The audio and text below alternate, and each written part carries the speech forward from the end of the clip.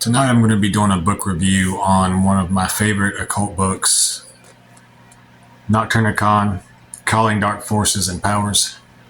It's backwards in the screen, but this is the book that actually got me into the occult when I started out.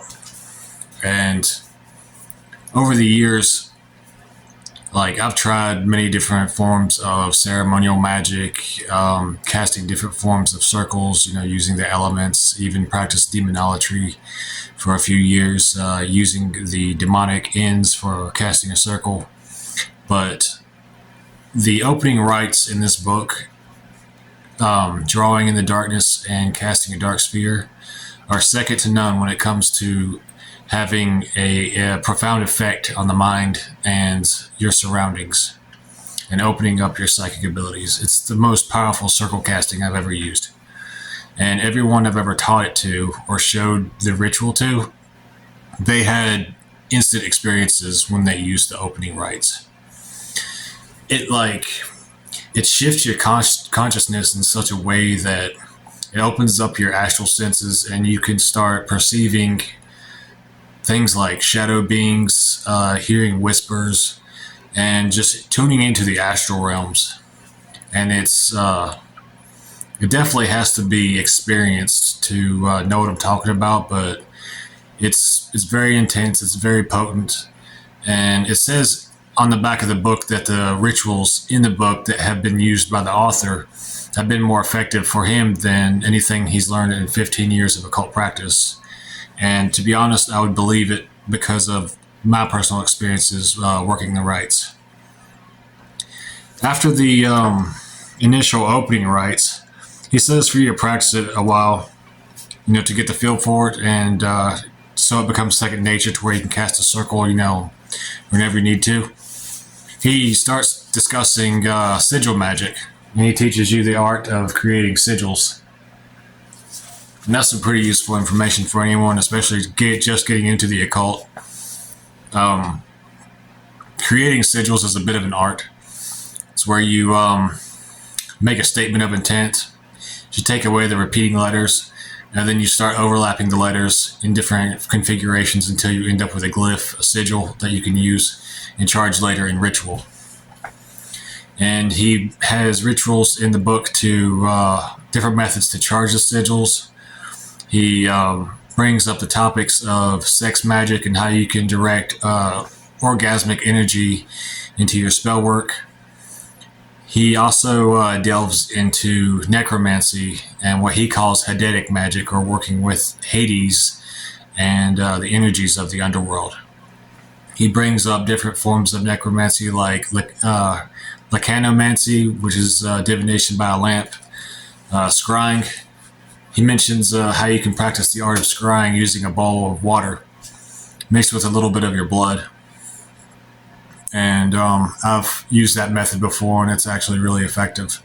Kind of ties into the whole blood sorcery thing. A bit later on in the book, he talks about different substances which can be used in occult ceremonies, such as absinthe, chartreuse, DMT, and I've seen some reviews where people didn't like that, where he mentioned the use of drugs or certain types of alcohols and stuff to alter your perception. But people have been doing that for thousands of years. Oracles at different temples and stuff would inhale incense vapors of intoxicating herbs to get messages from the gods and stuff like that. So it's really nothing new. People have just been trying to sanitize magic and the occult for so long and make everything whitewashed and, I guess you would say, politically correct. And it's well beyond that, and as it should be. All right. After you get past where he talks about that and the necromancy, he talks about demons and how Lucifer came to him when he was having issues. He had some kind of neurological thing going on with a malformed vein in his brain, and he used the rituals in the book to actually cure himself of that disease. And he said that Lucifer came to him a few nights in a row and taught him some of the things that he shares in the book, which I found really interesting. So some of the book actually comes from the energy of Lucifer, and that really piqued my interest. So after you get through that part, he mentions a certain interesting way of evoking spirits to visible appearance using an electronic device like a Tesla coil or a Van de Graaff generator. And I haven't had a chance to try that yet because I haven't bought a Van de Graaff generator or Tesla coil yet, but I'm definitely looking forward to trying it because I have tried different methods of evocation, and they worked really good, but that method has always struck me as, I wonder what would happen if I actually tried this, because I've done evocations during thunderstorms and it was extra powerful, so it kind of seems like it would be pretty effective. After he talks about the evocation and gives you a ritual to do that, he goes on to talk about Grimoires that you can use the opening rites with, such as the Simon Necronomicon, the small black one that you see in bookstores. That one, I personally used the opening rites in this book to work the rites in that book, and it was really effective.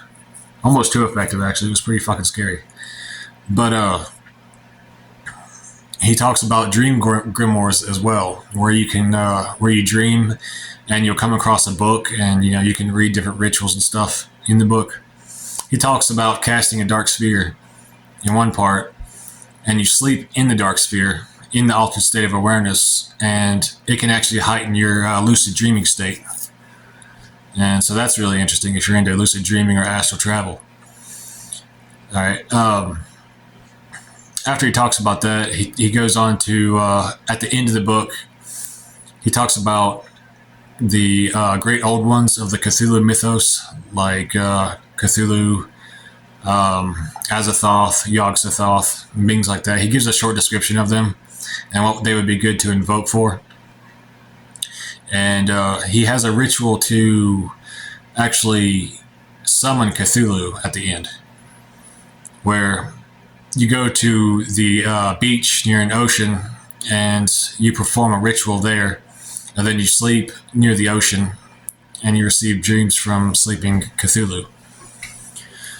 I've done the ritual in front of a large lake before, and the dreams I had from that were really intense, and also the visions that I had during that ritual were pretty intense because I actually sensed his presence and saw this huge tentacled shadow being like in the depths of the water. And it was like my mind projected to R'lyeh, where Cthulhu is fabled to dwell. A lot of people say that Cthulhu does not exist, that he was created by H.P. Lovecraft. But what's really interesting is, if you do research in ancient Sumerian mythology, the goddess of chaos, Tiamat, the great dragon mother, she created 11 demon offsprings to fight Marduk. And one of the 11 offsprings was named Cthulhu. So you can draw your own conclusions with that. And if you ever do try to work with Cthulhu and you actually do have a dream about him, it'll make you question reality and what's actually real, what's true, and what's just fabrication. But yeah, I highly recommend this book. Like I said, it's the book that got me into the occult and exploring, darker forms of magic and things of that nature. And there's so many different things that you can experience using those opening rites, especially if you try them in different areas, you'll experience different things. But yeah, I definitely recommend the book. 10 out of 10. Hail Lilith.